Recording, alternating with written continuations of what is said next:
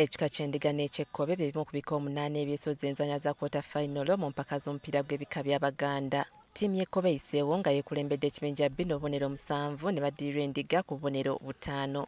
Kino kiddiridde ttiimu zombi okugwa amaliri nga teri ateebye munne mu luzannya lw'ekibinja olusembyeyo.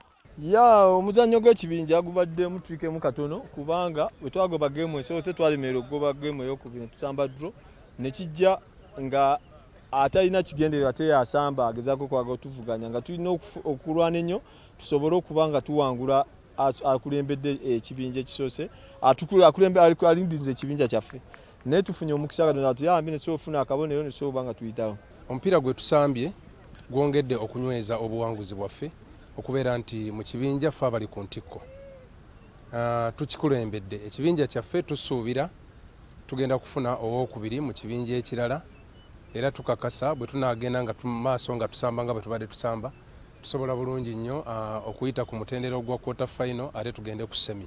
Ekibinja kye kimu akasimba kawanduse n'obubonero 4 ate Mpindi tefunye kabonero oluvannyuma lw'okuwangulwa mu mipiira 3. Ate Baba ekika ky'Ensene bakubye Engabi ensamba golo 2 ku bwereere. Bano bombi bayiseewo okwesuga quarter final ng'Engabi yeekulembedde ekibinja n'obubonero 6 ate Ensene neesibagana n'abalangira ku bubonero 4 kyokka yo n'eyitirawo ku muwendo gwa ggoolo.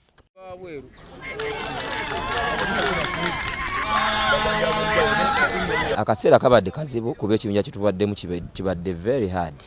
Buli kika kye tusambye kibadde kiri organized nnyo ate nga kisamba omupiira nga si byakugayalira nga abasambi bonna basamba omupiira bali mu liigi ya Uganda era nze nsuubiza nti wano we tuzze tugenda kulwana nnyo kuba knockout.